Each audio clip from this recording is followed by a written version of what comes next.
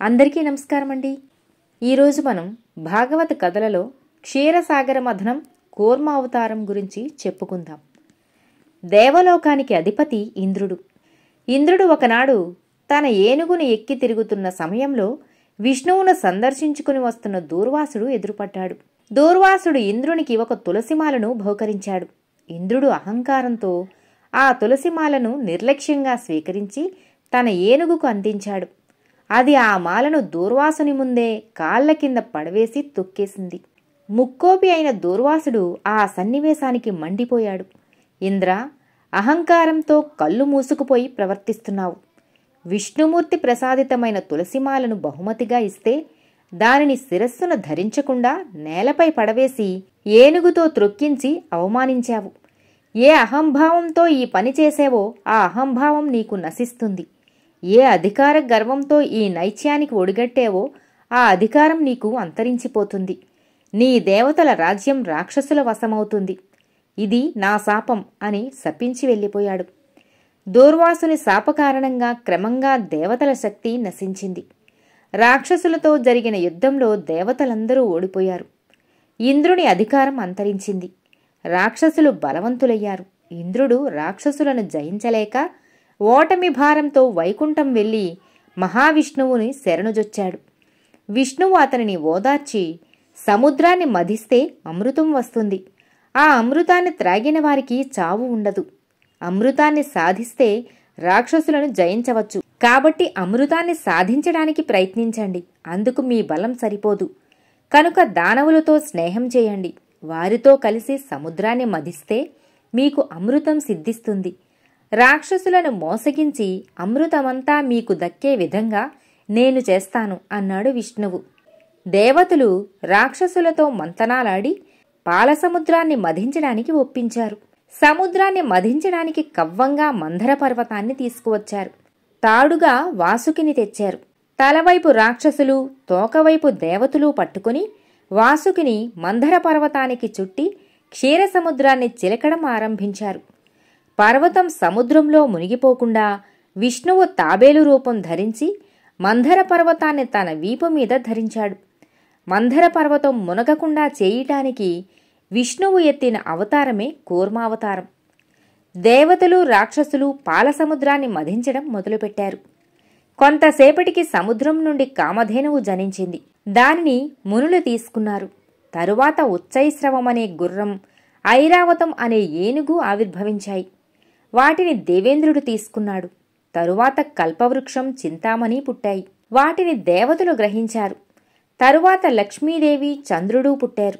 లక్ష్మీదేవిని విష్ణువు భార్యగా స్వీకరించాడు. చంద్రుడు ఆకాశంలోకి వెళ్ళాడు. కొంతసేపటికి తర్వాత భయంకరమైన హాలాహలం అనే విషం ఉద్భవించింది. దేవతలు, రాక్షసులు భయపడ్డారు. హాలాహలం బారి నుండి కాపాడవలసిందని ఆ పరమేశ్వరుని ప్రార్థించారు. ఈశ్వరుడు ఆ హాలాహలాన్ని తీసుకుని తన కంఠంలో నిలుపుకున్నాడు. ఆ విష ప్రభావం చేత శివుని కంఠం నల్లగా అయిపోయింది. అందువల్లనే శివుని గరళకంఠుడు, నీలకంఠుడు అని కూడా పిలుస్తారు. దేవతలు లక్ష్మీదేవి ఉద్భవించినా తృప్తిపడలేదు. హాలాహలం పుట్టిన ప్రయత్నాన్ని మానలేదు. చిలుకుతూనే ఉన్నారు. చివరకు అమృతం వచ్చింది. ఆ అమృత కలశాన్ని అసురులు అందుకొని వెళ్ళిపోయారు. వారిని దేవతలు అడ్డగించారు. అదే సమయంలో విష్ణువు జగన్మోహిని అవతారంలో వారి ముందుకు వచ్చాడు. ఆమె అందానికి దేవతలు, రాక్షసులు సమ్మోహితులయ్యారు. మీరిద్దరూ కలిసి పాలసముద్రాన్ని మధించి అమృతాన్ని సాధించారు కాబట్టి ఇరువురూ దానిని సమానంగా పంచుకోవాలి. నేను మీకు సమంగా పంచుతాను అంటూ రాక్షసుల వద్దనున్న అమృత భాండాన్ని జగన్మోహిని తీసుకున్నది. ఒక పక్క దేవతలు, మరొక పక్క దానవులు వరుసగా కూర్చోండి, అందరికీ అమృతం వడ్డిస్తాను అని జగన్మోహిని అంటుంటే ఆమె అందాన్ని చూచి మైమరిచి అందరూ ఆమె చెప్పినట్లే 2 వరుసల్లో కూర్చున్నారు. జగన్మోహిని ముందుగా దేవతలు ఉన్న వరుసలోకి వెళ్ళింది. అమృతం పంచడం ప్రారంభించింది. ఆమె అందానికి ముగ్ధులైన రాక్షసులు నోరు మెదపలేదు. దేవతలు అమృతాన్ని ఆస్వాదిస్తున్నారు. రాక్షసుల పంక్తిలో ఉండవలసిన రాహువు, కేతువు వచ్చి సూర్యచంద్రుల సరసన ఆసీనులయ్యారు. జగన్మోహిని సూర్యచంద్రులతో పాటు రాహుకేతువులకు కూడా అమృతాన్ని వడ్డించింది. రాహుకేతువులు అమృతాన్ని నోట్లో పెట్టుకుంటున్న సమయంలో వారిద్దరినీ సూర్యచంద్రులు గుర్తించారు.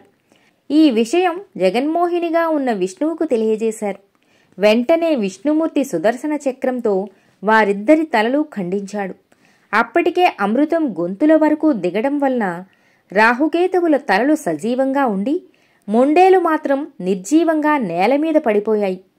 తలలు మాత్రమే ఉన్న రాహుకేతువులను గ్రహపంక్తిలో ఉండమని బ్రహ్మ ఆదేశించాడు. జగన్మోహిని అమృతాన్ని దేవతలందరికీ పంచిపెట్టి ఖాళీ భాండాన్ని రాక్షసుల ముందు వేసి మాయమైపోయింది.